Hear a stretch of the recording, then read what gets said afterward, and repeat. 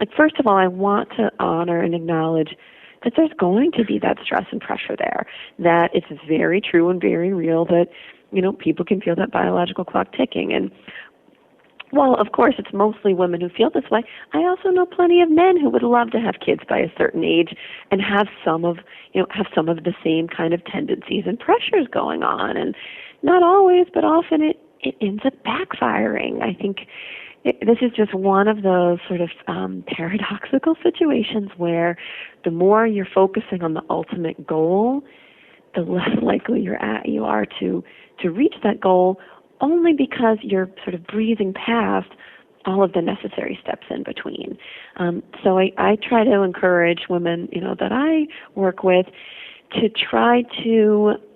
think about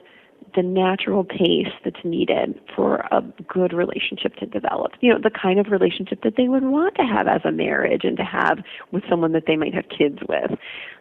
So to really try, as knowing that other worry is going to be in the back of your mind, but try to really consciously focus on the current step at hand and try to just enjoy the moment and the stage that you're at.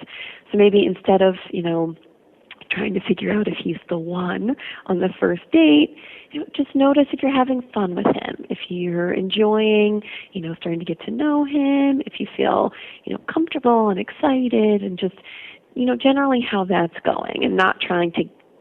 check your list and think about how he would be, meeting your family or trying to get information about his family, things like that, if it doesn't come up kind of naturally. Also, maybe if you're in an exclusive, committed relationship and have told each other that you love each other,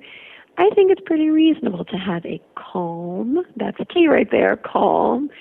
casual discussion about where each person sees the relationship going, and their timeline about that. Again, I can't say it enough. A key here is, keeping a calm tone of voice. We know that these conversations, rightfully so, can be emotionally laden, but unfortunately,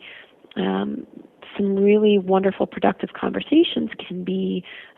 derailed if somebody, is kind of expressing more emotion than maybe the other person can kind of tolerate at that moment, so to speak, or at least in terms of and be able to focus on the conversation at hand. So, just some basic tips I give women that I work with, who are thinking about having these conversations, is to try to plan out ahead of time, sort of how you want to bring it up, what you want to say, and think about what your hopes and goals for the conversation are. So even if you are feeling, hurt or stressed out about the timeline or worried about what he might say, it's helpful to rehearse what you want to say, and to try to come across as more calm and sort of,